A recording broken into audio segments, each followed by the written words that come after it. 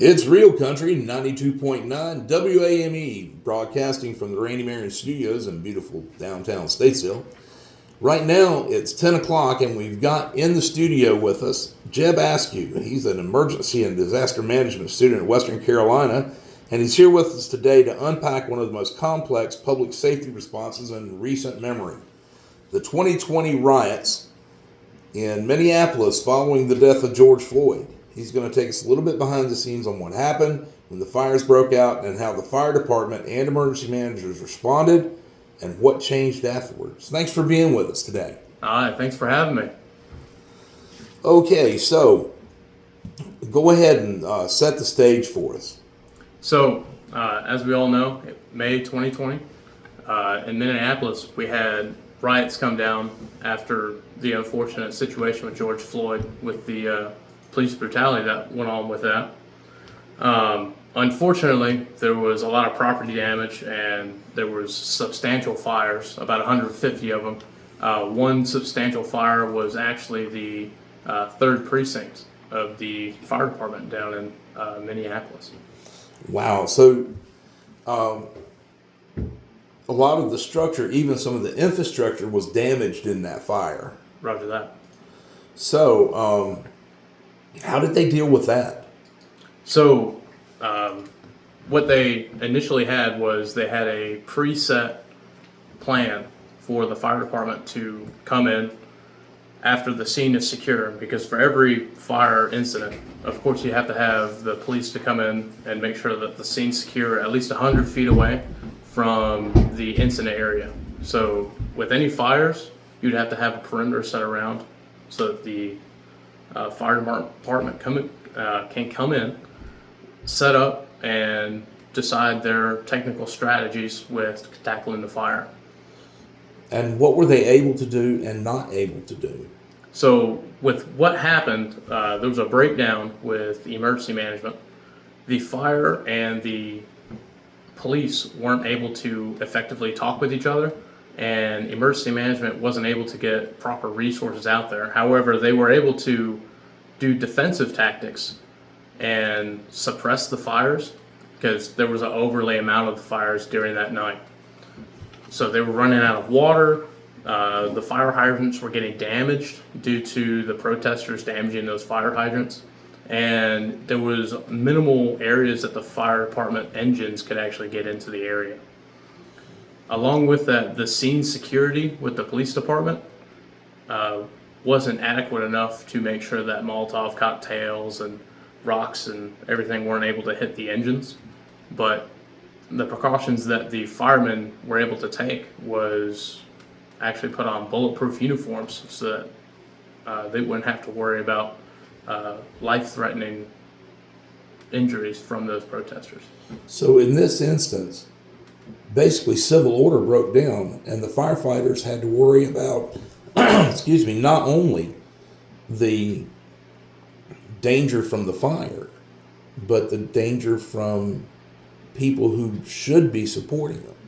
Roger that. So the main issues that the fire department had was not only making sure that the fire didn't spread to other areas, but making sure that they themselves were safe.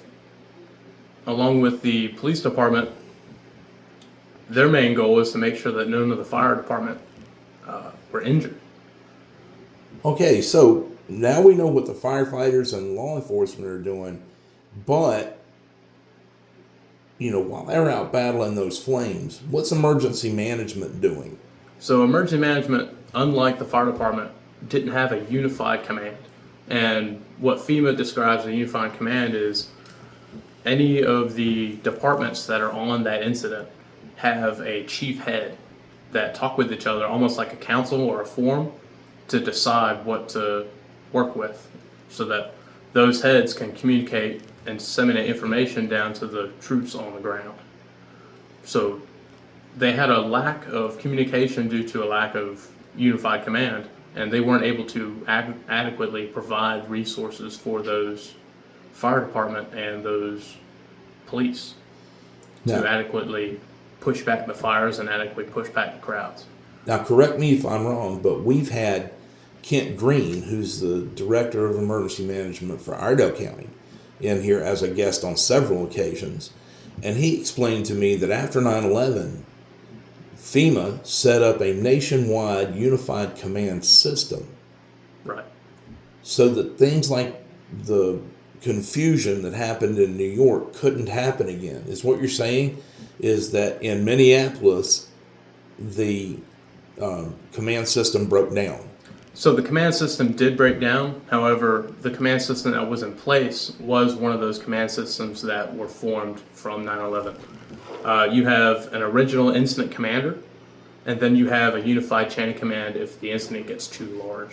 And it has multiple of these departments that need resources and that they need the communication to be put out.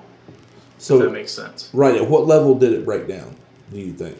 The level started out with the incident commander, and due to the short time that this incident broke out, they didn't break into a unified command.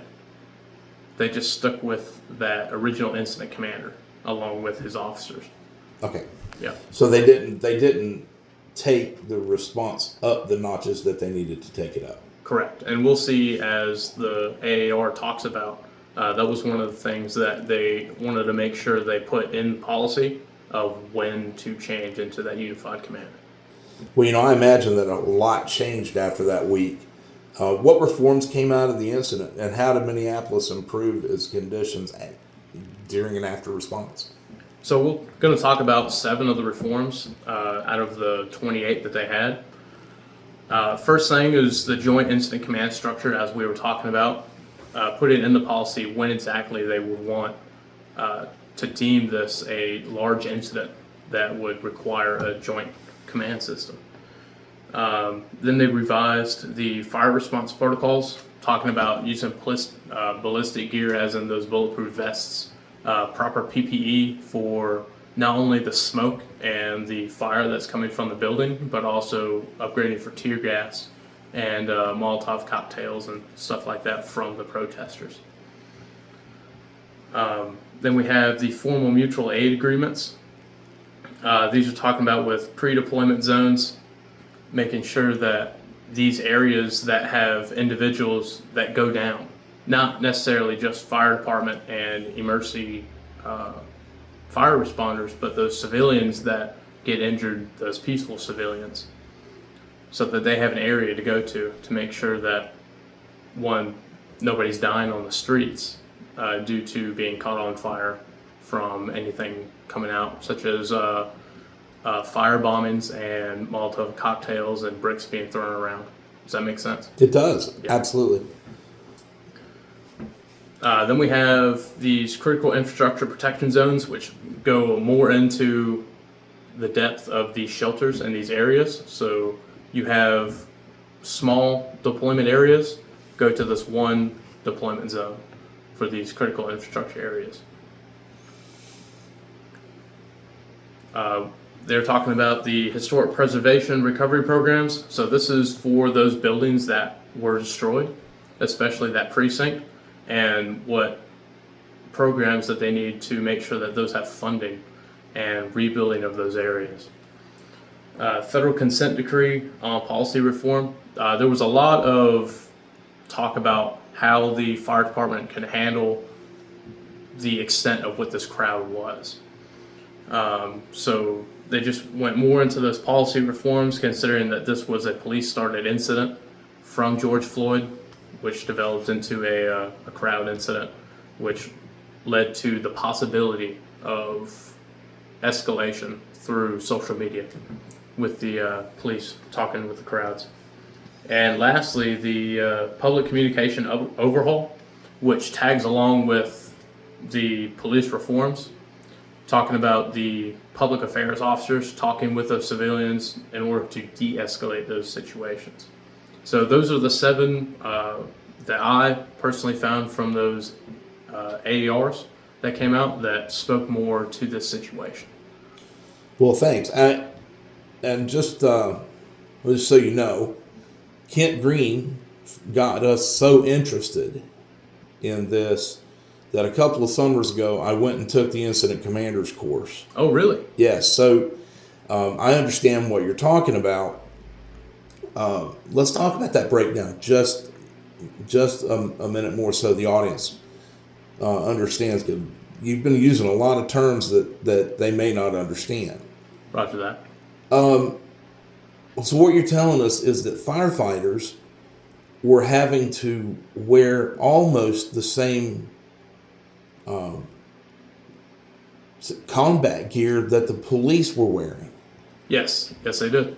So what we're talking about now is we had a breakdown between the public and the people that are sworn to protect them. So now, what should have happened, and according to the people in the class, you want it to happen, is that the state comes in, increasing the level of response, and then, if need be, the federal government comes in, increasing the level of response.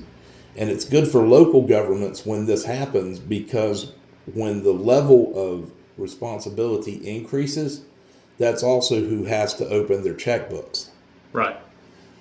So now, because the incident management system broke down so badly, initially Minneapolis was paying the bill themselves because they hadn't called in the state, and then there was a huge delay in the response from the federal government. Correct.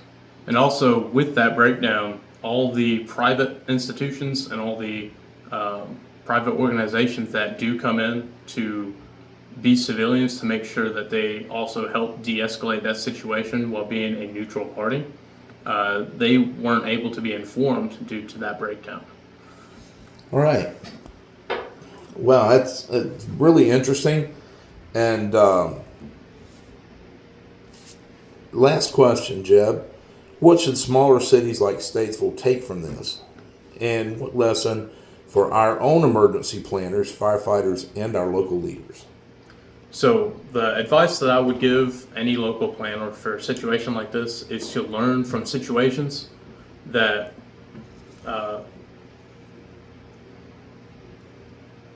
things are going to happen. So we got to plan for them, plan for the worst, and expect the best. Other than that, just keep doing what we're doing and learn from our mistakes. Well, thank you, Jeb. Those are powerful insights. And to the listening audience, I'd like to tell you that, this summer, Mitchell Community College is going to be offering a emergency management workshop again, like they've done every summer for the last few years. And if you're at all interested in being a community volunteer that's actually trained and that you can be effective if we do happen to have a natural disaster or a huge fire here, then you should go ahead, contact Kent Green over at Iredell County Emergency Management and tell him that you would like to sign up for one of the classes, or you'd like to become involved with the Iredell County Community Emergency Response Team. Jeb, thank you for your time, and I know our audience has really enjoyed this. Next up, we've got news and the weather with Sherry Bell Wilson. Thanks for having me. Okay. All right. It's not up to my normal standard.